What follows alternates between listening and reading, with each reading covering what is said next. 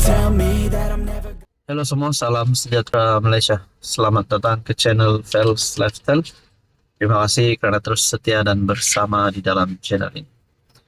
Teman-teman, ada yang kata berkaitan dengan isu di antara Teresa Kok dan juga Dr. Akmal Saleh. Ini akan memberikan sedikit sebanyak kesan bagi pilihan raya kecil Dun Mahkota yang diadakan pada 28 September ini.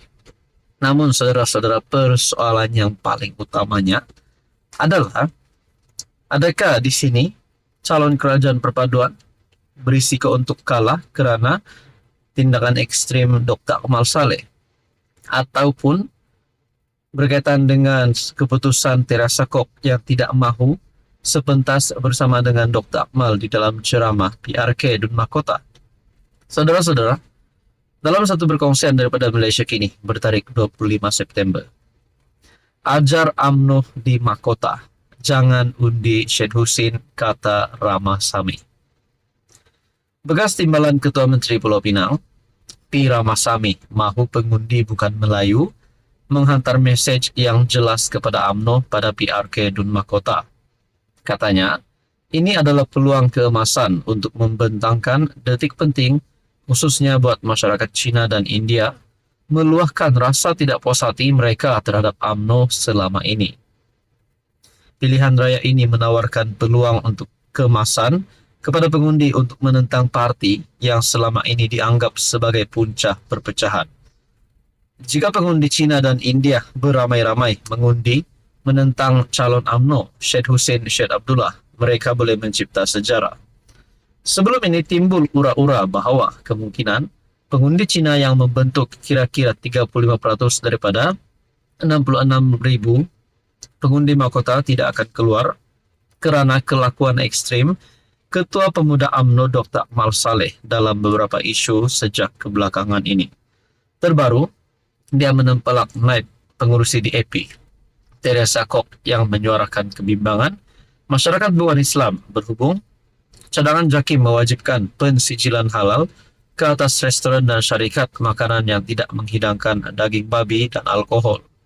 Susulan itu, Akmal melabelkan Kok sebagai nyonya tua dan memberi amaran supaya pemimpin DAP itu tidak mencampuri urusan berkaitan agama Islam.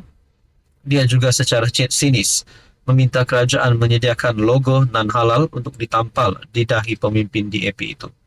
Adakah dengan ini Akmal Saleh menjadi toksik kepada kerajaan perpaduan sehingga ini boleh menyebabkan kekalahan bagi pilihan raya kecil Dun Mahkota akibat kelakuan ekstrim Dr. Akmal Saleh?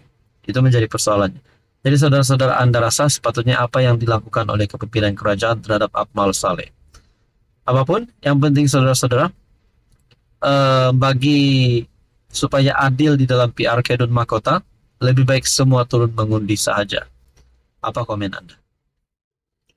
Halo semua, salam sejahtera Malaysia, tuan-tuan dan puan-puan. Seringkali kita mendengar ada gabungan akan berpecah.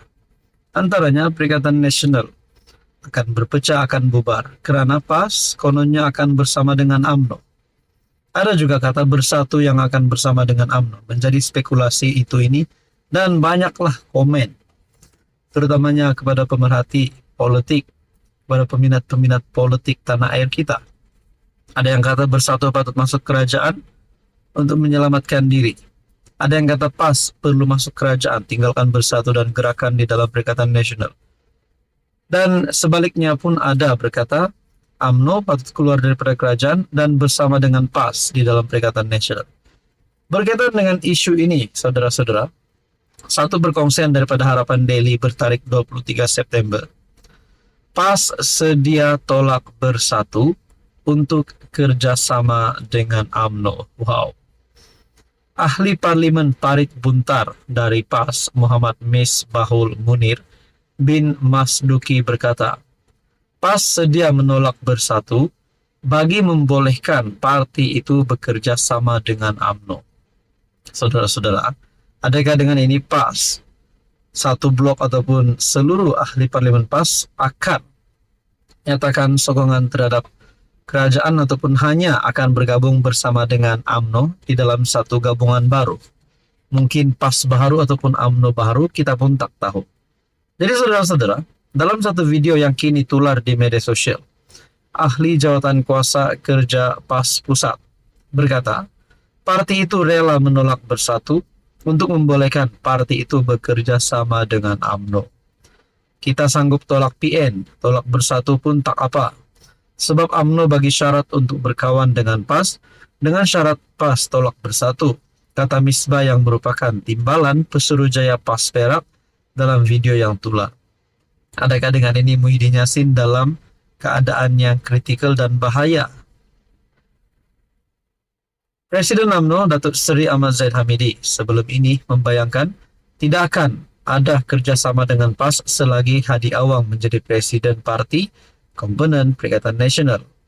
Menurutnya, keputusan itu ekoran pengalaman bekerja sama dengan parti tersebut sebelum ini yang menyaksikan banyak keputusan bersama di antara kedua-dua parti dikhianati PAS.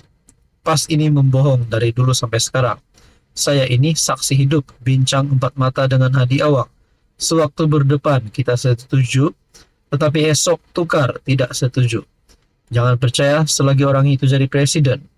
Ahmad Zahid mengakui bahwa rakan-rakan dari PH ikhlas bekerja sama ada di dalam kerajaan maupun gerak kerja politik. Adakah dengan ini PAS hanya akan bekerja sama dengan UMNO sekiranya Hadi Awang dipecat dan Muhyiddin Yassin tidak lagi bersama dengan PAS di dalam Perikatan Nasional? Jadi sebenarnya siapa yang berada dalam kedudukan bahaya hari ini? Teman-teman, apa komen Anda? Halo semua, salam sejahtera Malaysia. Selamat datang ke channel Fels Lifestyle. Teman-teman dan teman, selepas banyak gesaan yang diterima oleh Anwar Ibrahim, kecaman yang diterima oleh Anwar Ibrahim, letak jawatan, bubar parlimen, mengarahkan Anwar Ibrahim untuk mengundurkan diri, banyaklah pelbagai serangan yang diterima oleh Anwar Ibrahim. Namun saudara-saudara, apa yang Anwar lakukan? Adakah Anwar Ibrahim mengalah? Adakah Anwar Ibrahim bubar parlimen?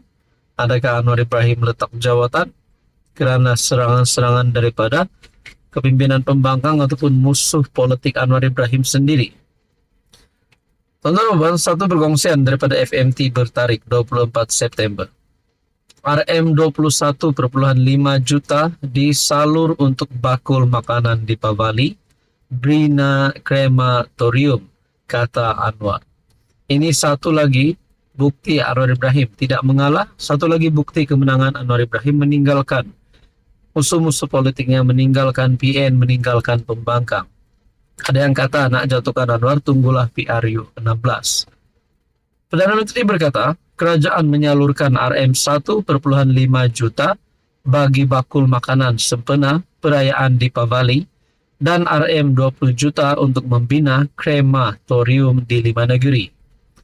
Anwar Ibrahim berkata, kerajaan sehingga kini menyalurkan RM1,5 juta untuk bakul makanan sempena perayaan Deepavali, manakala RM20 juta lagi bagi pembinaan krematorium di Kedah, Johor, Selangor, Negeri Sembilan, dan Pulau Pinang.